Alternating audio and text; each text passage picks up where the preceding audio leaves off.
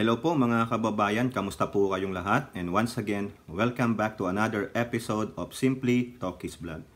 Ang pag-uusapan natin mga kababayan ay ito pong si VP Sara Duterte sa kanyang confidential fund at yung rebuttal po sa kanyang sinabi about confidential fund at yung kanyang naging yung parang forecast sa kanya ng isang political analyst, no? Yung hindi pala. PR, no? Yung ano bang Tagalog ng PR, no? Yung public relations, no? Ano yung naging epekto noon because of this confidential fund issues sa kanya. So bago po tayo magbigay ng opinion at reaction, i-flex ko lang po ulit yan, if you don't mind, Haya Nature Resort. For more details, punta po kayo sa kanilang Facebook page at ganun din po sa mga kasamahan natin sa Nomads, no? Shout out po sa inyo. Yung iba po diyan nagbabakasyon sa Pilipinas, baka naman yung pasalubong ng kuya ninyo, espasol lang, pwede na. At ganun din po, maraming salamat sa ating mga channel members, no? Shout out po sa inyo at walang sawa kayong tumutulong at hindi kayo bumibitaw sa ating channels, no? God bless you po. At ganun din po sa mga nanonood ng ating mga videos, sa mga supporters natin sa video premiere, yung mga regulars natin, hindi ko na po kayo babanggitin. Napakarami ninyo. Maraming salamat po sa inyong walang sawang suporta. At ganun din po sa mga nagsishare, like, and nagko-comment sa ating video. I-shout out ko na rin po dito si Tatay Jack First Vlog, no? Pasensya ka na Tatay Jack, ha? Medyo nagdadamdam sa akin si Madam Carcleya. Wag ka na magdamdam, madam, no?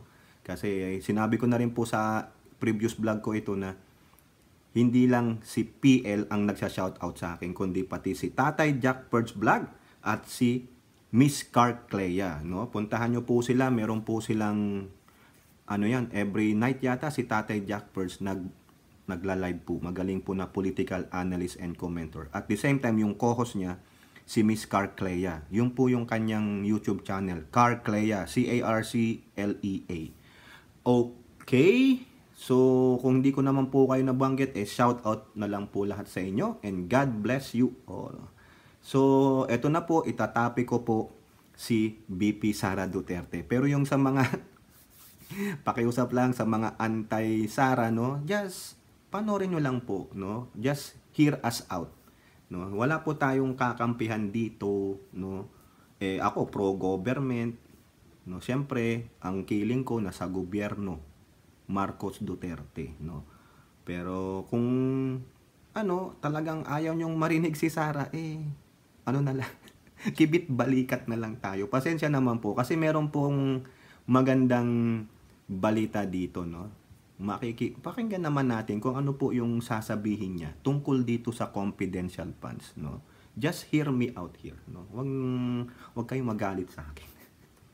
Okay, sa balita po ng Manila Bulletin, VP Duterte says confidential funds use promotes peace and order. Kumbaga parang ito na po, no, para sa akin o sa iba na lumalabas na kung saan nila ginamit yung pondo para sa kanilang confidential fund. Mostly that, 500 million nung sa OBP. Yung contentious na 125 million pesos nung 2022. No? Ayan. Sabi niya, promotes peace and order. Alam niyo na siguro ang ibig sabihin ng peace and order diyan. No? Maybe it was used against sa mga kalaban ng Estado. Kaya, yung very proponent ng mga eager na malaman kung saan niya ginamit yung confidential funds na 125 million noong 2022 is that it was used. So, ayan po ang sabi diyan, no? Promotes peace and order. Ayun. Nagamit. So, ibig sabihin, siguro, ginamit nila sa security, sa intelligence. Lalong-lalo na yung mga, alam nyo na, yung kalaban ng bayan. So, ito po yung sinabi niya, no? Vice President and Education Secretary Sara Duterte defended her controversial multi-million confidential funds, insisting instead that anyone against it is against peace and order and becomes an enemy of the state. O, ayun po yung sabi niya, hindi ko po sinabi yan. Yun daw pong mga nag-a-against doon sa confidential fund, no, in general, is against sa peace and order and becomes an enemy of the state. O yan. Okay? Speaking during the PMP Regional Office 13th 122 Police Service Anniversary in Butuan City, the embattled, nakita nyo, the word embattled, official, ano bang meaning nung embattled? Yung, parang, ano lang siya, yung, hindi ko maano sa Tagalog. Kayo na nga lang mag-research niyan. Alam ko po yung meaning, pero hindi ko masabi. The embattled official justified, gina-justified niya ngayon, in public na. Kasi hindi niya ba justify doon sa Congress. Sana naman, VP Sara, idinipensa mo na yung sarili mo during that budget hearing doon. No? Sa akin lang po to, no, yung mga pro Sara Duterte dito. Ako po pro-government. Pero sa akin pong opinion, it is best para po manahimik na sila, mawala na tong kontrobersya na ito na saan mo ginamit ang 125 million confidential fund mo noong 2022. Kasi wala po silang makitang mali. Diba? Mismong Makabayan Black, inuulit-ulit ko ito, mismong Makabayan Black na nagsabi, we did not find any misuse. What they are after to, yung gusto nilang malaman, saan mo ginamit. Gusto naming makita yung details, yung report.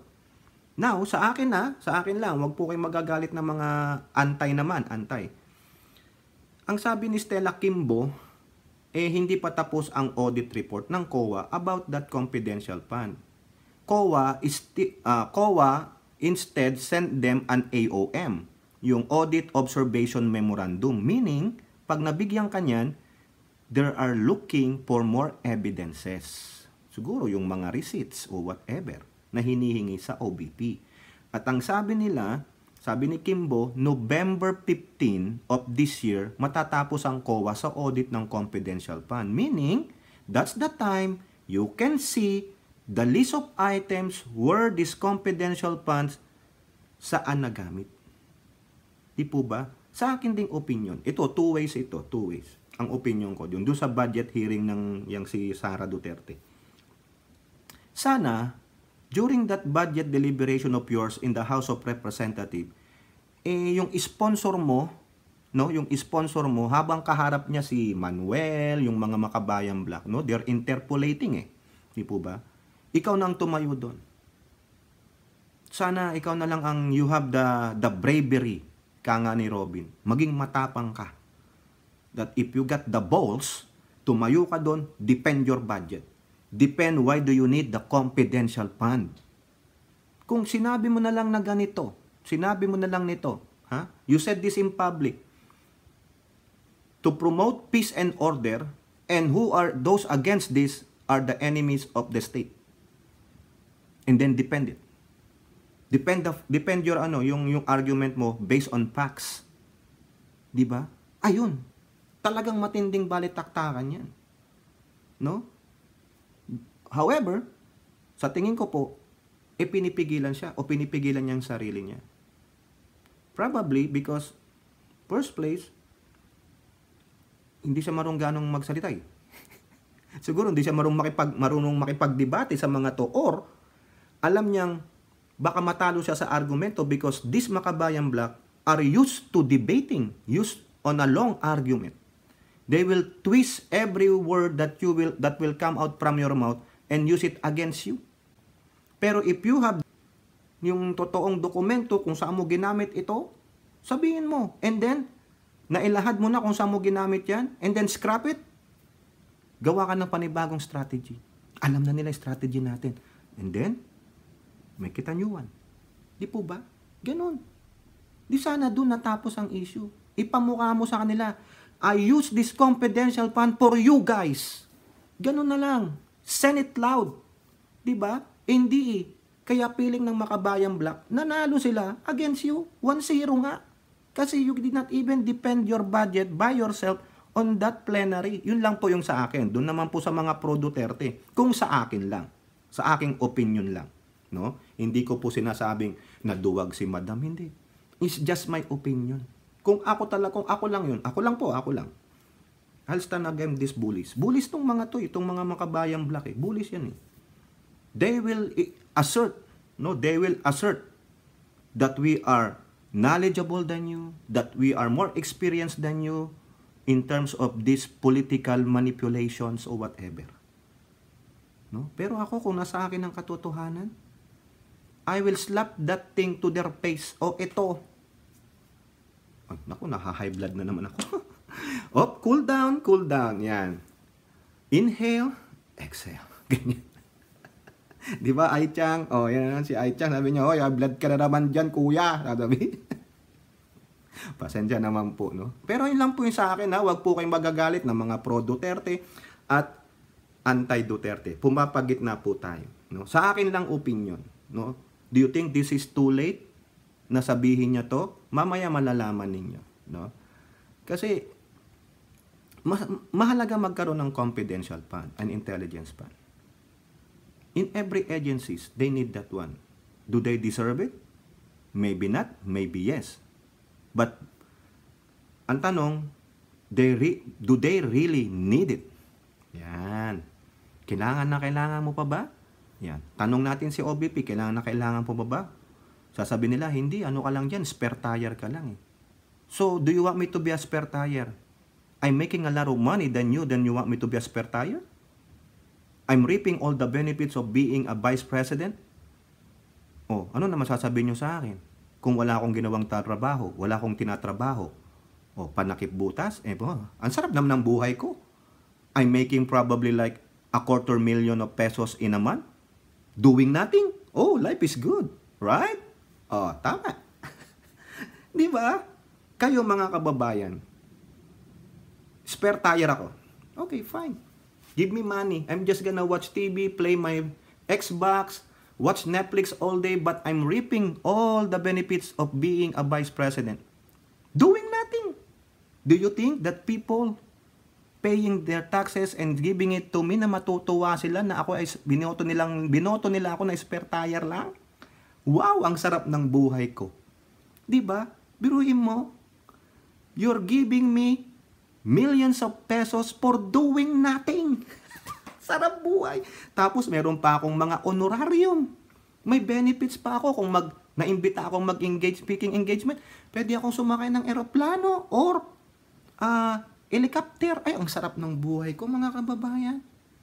So the spare tire, I don't care. It's just a nomenclature. Di ba? Hindi ako magkagalit. Bakit? Binoto ako eh. Di ba? Ngayon, gusto kong magtrabaho, gusto kong makatulong sa ating presidente. Why not? The Constitution doesn't state that too. That as a BP, I don't have to work. Di ba? Only the Constitution did not specify what kind of work I'm gonna do. Di ba? It is also my freedom and my choice to work as your BP para hindi naman sayang yung pinapasahan nyo sa akin. Ayan po yung take ko dyan. Now, do you need a confidential fund? Justify it. Do you need an intelligence fund? Justify it. Now, she is justifying this with these words.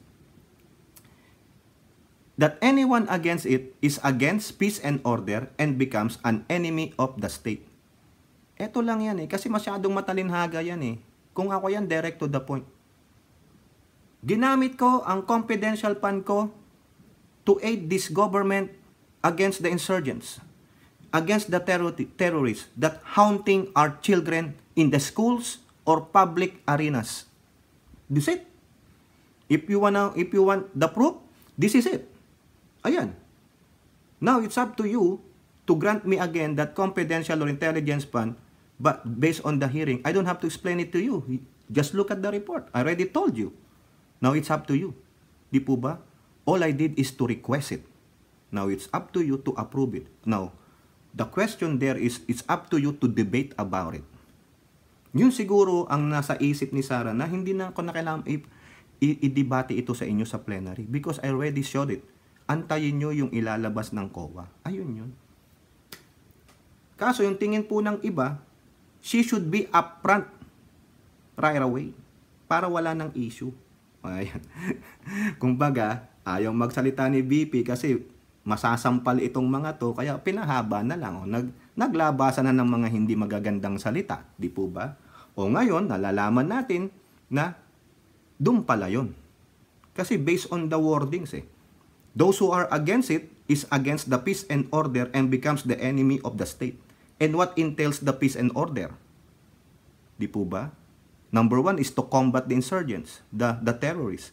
Number 2, have a peace and order in every localities of our nations. Di ba?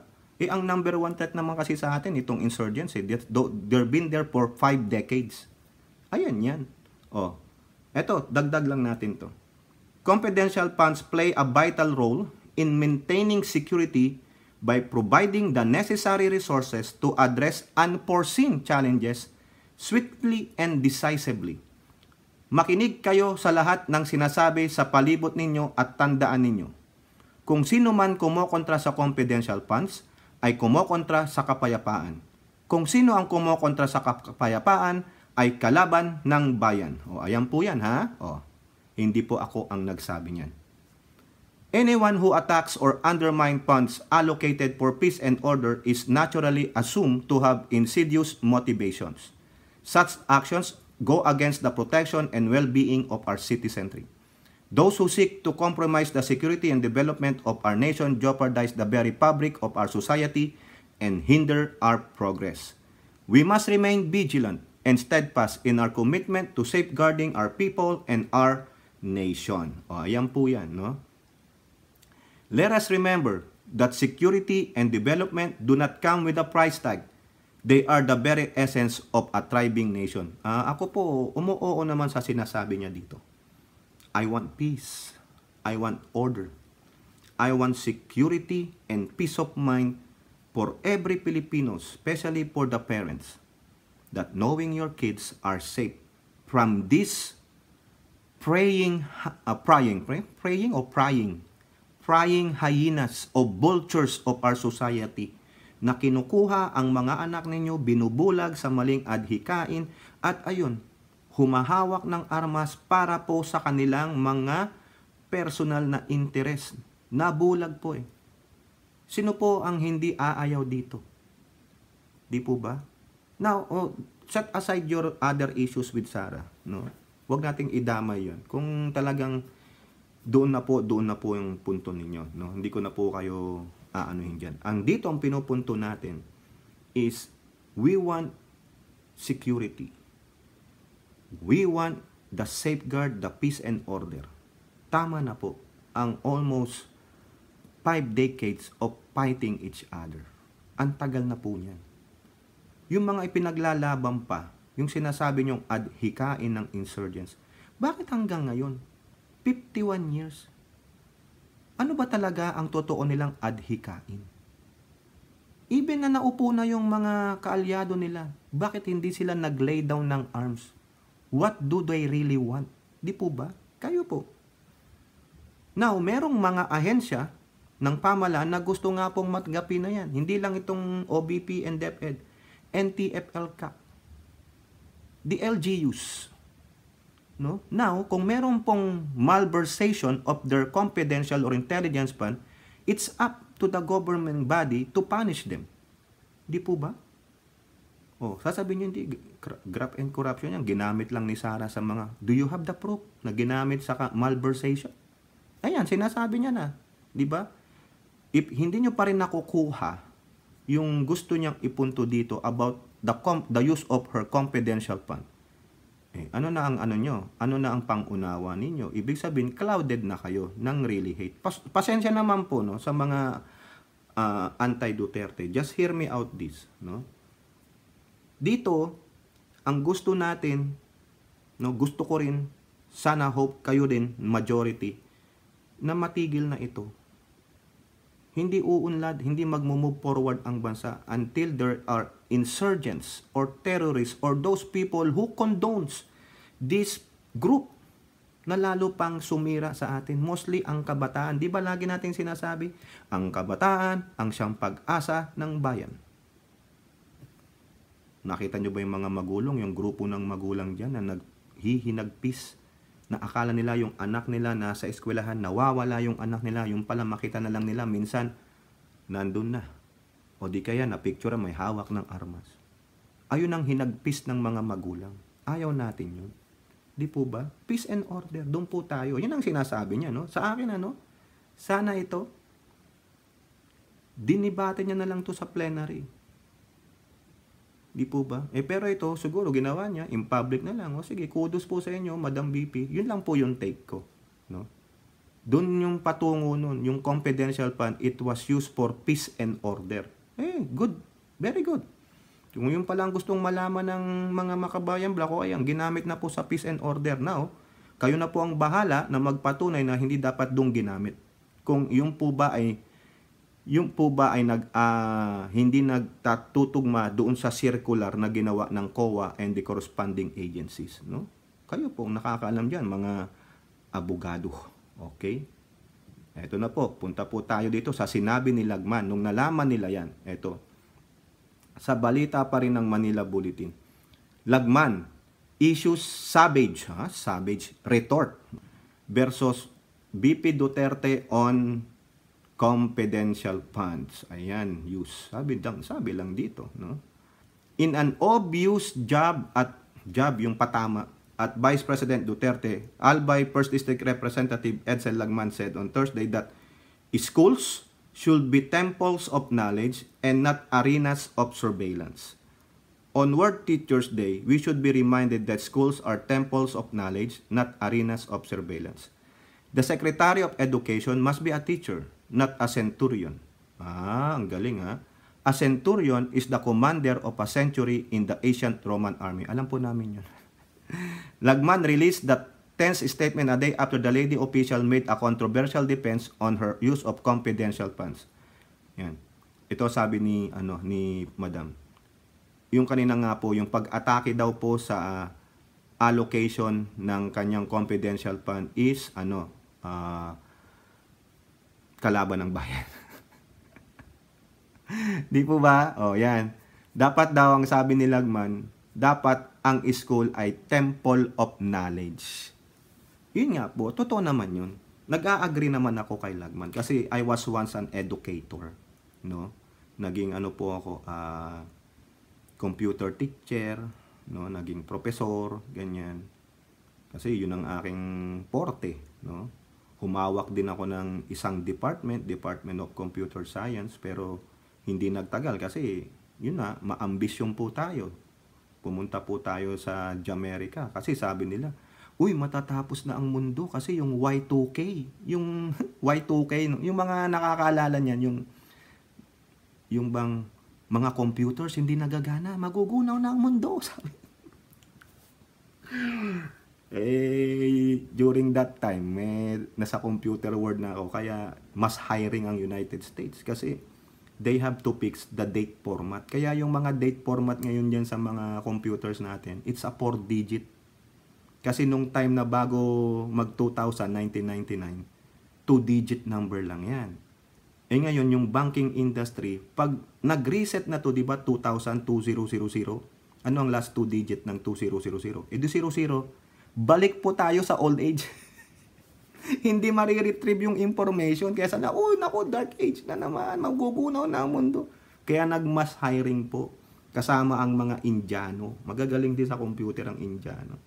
Noon nga may pa-Saudi pa Na-apply ako dyan. Manpower sa Saudi, hindi lang ako nakuha. Pero dito, napunta ako dito.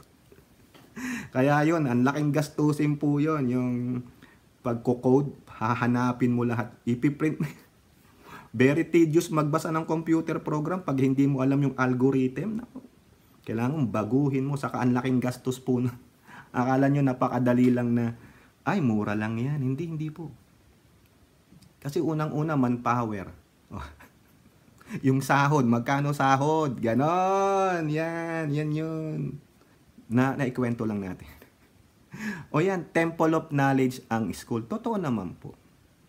Pero can you explain to us, no, bakit maraming kabataan ang nare-recruit from the school to go against the government and bear arms? Nandun sila sa bundok, Mr. Lagman. Sino ang tutulong sa mga yan? Di ba?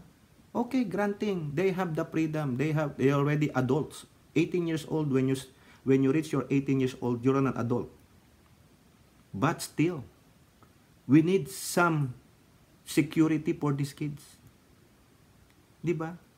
Alam naman natin, hindi mapagkakaila na yung mga sumusuko na nanggaling nga sa bundok na mga kabataan, na they wasted how many years of their life instead na professional sila contributing to our society, di ba? Galing sa mga ganitong school, na-recruit kami dun sa school na yon because there are groups that are trying to convince us, and we were convinced. Naniwala kami, pero mali pala. So they wasted how many years of their youth? They wasted how many years of education? Yung sinasabi mong school should be temples of knowledge. Should be. It should be. It should be back in the old days like the 70s, 80s. Di ba? Na puro turo lang. Walang mga tao na pumapasok dyan na ganito. Tingnan nyo ha. Ito lang experience ko during the days na 1992. No, freshman ako noon. Actually, 91 ako graduate ng high school. Nagporlo ako ng 1 year kasi walang budget. Mahirap lang po kami. 1992, naimbitahan ako maglaro ng basketball ng isa kong classmate nung high school kasi napunta siya ng UPLB. Sabi niya, Tokis, punta ka dito. Nandiyan ka lang naman sa Manila. Punta ka ng UPLB. Hindi ko pa alam yun. Talagang nagtanong ako. Tanong ako sa Pantrangco, papuntang Laguna. Yung katabi ko, ganda babae. Katabi ko, ganda babae. Morenang morena. Talagang Pilipinang Pilipina. Baba rin siya sa San Pedro. Ako, UPLB. Punta ko Los Baños. Babae, sabi ko lang. Kwentuhan ko. Basketball kami. Alam nyo, pwede kang makapasok sa campus. Walang guard. Walang security guard. It's open. Ganun. Parang yung mga campus dito, na yung sa anak ko, dyan sa Sacramento, drive lang kami doon. Makapasok kami sa campus. Walang gwardya. So therefore, ano analogy ko dyan? So therefore, nakakapasok. Even though yung mga hindi registered students doon sa school. Kung yung meron ngang gwardya ay meron pang nakakapasok ng mga recruiter, mind you pa yung open. Di ba? O sa Adamson na lang.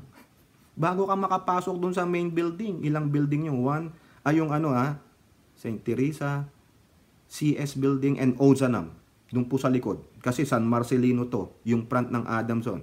Huwag nyo na intindihin yung walkway. Yung walkway, walang pakialam yan. Walang gwardiya. Nandun lang yung high school, saka yung San Marcelino Church. St. Teresa's Building. Bago ka pumasok, may guard.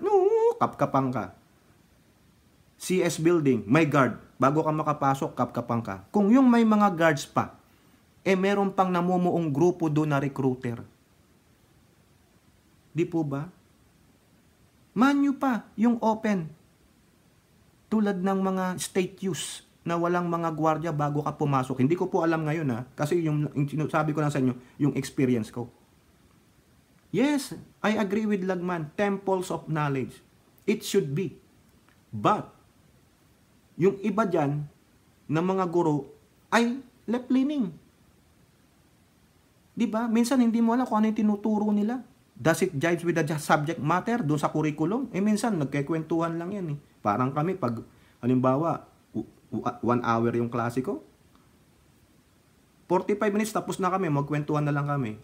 During that, layover time namin, kung ano-ano pinagkikwento ko, nare-recruit ko pala sila. Diba? Is that the temples of knowledge you want? The spreading of this, yung principles of being a leftist? Di po ba? Pag sinabi niyong temples of knowledge, kung ano lang yung dapat na turo doon, yun na ituturo. Hindi kaya nga ginawa yan ni Sarah dahil nakita nila na infiltrated ang eskwelahan. Tapos kinachastas mo Lagman, ayaw mo bang magkaroon ng security ang mga bata? Ako po, bilang isang magulang, mas gusto ko niya, maglagay ka dyan ng CCTV. Di po ba? para talagang secure ang anak mo. Oh, at nasa discretion na ng school kung maglalagay sila ng ganun para protektahan ang mga bata kasi ayaw natin ang mga anak natin as much possible na yun, pumunta sa bundok at makibaka, di po ba? Oh, kayo, ano gusto nyo? Kaya yan ang ginawa ni Sarah sa akin pong opinion, ha? O, okay, magagalit. At least ngayon, alam nga natin kung saan ginamit yan. O, eto na yung sinasabi ko sa inyo. Yung sa politiko. Ill-advised, Sara Duterte squandered chance to win debate on confidential funds. Ayun po yung sabi ng public relation veteran. Yung tuloy sinasabi ko sa inyo kanina. Is it too late for her to defend the confidential fund? Kasi hindi niya dinipensa dun sa plenary. Ang nagdedepensa yung kanyang sponsor. Kung talagang sana, sabi niya, to settle this, let me stand up to this one and debate this guy. So yun lang sa akin, ha. Wag namang magagalit yung mga pro-Duterte na nanonood sa atin. Yun lang po. To settle this once and for all. Para manahimik na ito, kung pwede nating supalpalin itong Makabayan Black. Para naman po, hindi sila namamayag pa ngayon. Feeling nila, they're on top of the world because the BP, no, did not say anything. She's mum, silent, meaning may tinatago pa rin. Sinisikreto pa rin. No, hindi na po sikreto ngayon. Intindihin nyo na lang yung sinabi niya doon. Those who are against confidential or intelligence funds are against peace and order and becomes the enemy of the state. It depends. Kayo po, no, na nanonood ng video na to, depende na po sa inyo kung paano nyo po ito tatanggapin sa inyo. Kayo po, doon sa sinabi niya. Hindi ko po sinabi yun, sinabi ni BP. Now, yung isang public relations veteran dito, sinasabing, is it too late for her? Na i-depensa niya pa yung confidential funds niya? Is it too late for her? Na na-squander niya na yung chance to explain it? No? O kayo po, sa palagay ninyo. Ito po kasi ang sabi niya. Sino ba tong PR veteran na ito?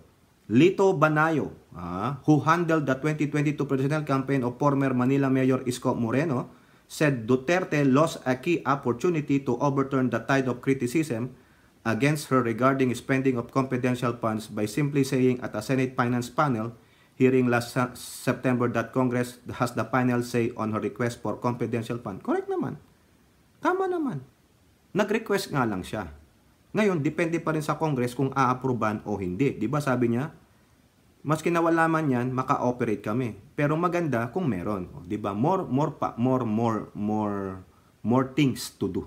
Ganyan. Kung wala, okay lang. Kung meron, mas okay. O di po ba? Ang ano lang dyan, ay yung sana, in-straightforward na. Ito, ginamit ko dito. O siguro, ayaw niya lang magsalita kasi nandun na sa report. Tingnan nyo na lang yung report.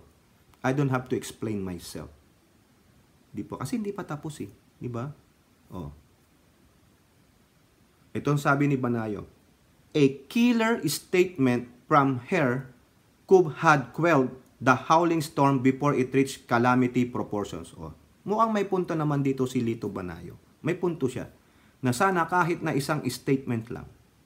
Kumbaga, sasabihin niya, we use the confidential fund for the security, intelligence, and peace and order of this particular blah, blah, blah, blah, blah, blah, blah. Tapos. Pagki-questionin pa yun ng Makabayan Black, saan mo ginamit? Eto nga, oh. Eto. Sinabi ko na sa inyo. So, what's the question? Did I use it inappropriately? Did I malverse the funds? Then it's up to you. File a case. That's it. That's the killer statement. Nothing to debate to. Nothing to argue to. Pag nagdaldal pa ito, bahala na kayo. I already given you my side of the story. Ganun lang. Diba? May punto naman po siya. Pero hindi pa naman tapos yun eh. No? Confidential funds lang yan. Yun lang ang naratiba. Ang maganda dyan, patunayan ninyo. Dito lang, sa mga Makabayan Black, no? Yung mga kumikriticize kay Duterte ng mga politiko. Patunayan ninyo that she used it inappropriately. Patunayan ninyo na mali yung paggamit niya ng confidential funds para sa peace and order. Patunayan ninyo na mali yung ginamit niya sa security and intelligence. Or whatever you will find out doon sa report ng COA kung saan niya ginamit yung pera. Now, if that doesn't coincide with the mandate of that confidential fund where it should be used to, then you can file a case. So far ngayon sa akin mga kababayan is itong Makabayan Black, they are so used in giving us a narrative. And that narrative will be continuously be circulated hanggang sa maniwala tayo. Now, it's up to you to kagatin nyo yan. No? Kung kakagatin nyo sana, tignan nyo yung viability, yung truthfulness. Kung sinasabi lang na, bakit siya ganong kalaking may confidential fund? May sinabi ba sila na list of items, where did they use it? Saan ginamit yung 125 million? The list of items, halimbawa, 1 million sa ganito, 2 million sa ganito. Di po ba? Wala. They just use it. Kasi may confidential funds siya. Dapat ginamit na lang yan sa education. No? Yun ang naratiba nila. They cannot even expound, no? So yan po, no, mga kababayan, no? Sanay na sanay po kasi itong mga Makabayan Black na ito sa ganyang propaganda. They will milk out the issues or the situation until na makuha nila yung gusto nila, no? So sana si Sara Duterte dinipen niya ng mabuti yung kanyang confidential fund, no? Parang sinasabi nung PR na si Balayo na ill-advised, parang nagapi si Sara Duterte kasi she did not defend it properly. Pero depende naman po siguro yan at depende na rin sa pangunawa ng tao, no? Kayo po, mga kababayan, anong masasabi nyo dyan, no? Sa sinabi ng VP Sara Duterte na yung mga kumokontra sa CONEP ay kumokontra sa peace and order at nagiging kalaban ng Estado, at ganun na rin po si Lagman, no? Binira niya po yung sinabi ni Sara Duterte, at itong si Mr. Lito Banayo na isang PR veteran sinasabing parang nagapi si Sara, nawala yung parang credibility niya, no? Yung kanyang nawala nga ba, mga kababayan? Kayo po, depende po sa inyo yan, no? At malalaman na lang natin kung ano pa ang magaganap diyan tungkol sa kanilang confidential fund. Totoo kayang totally mawawala na yan o talagang meron pa, no? Sabi, bali-balita, talagang tatanggalin yung 650 million ng OBP at DepEd. Kayo po, comment down below and don't forget to like and share. Hope to see you on our next videos. Bye-bye. God bless.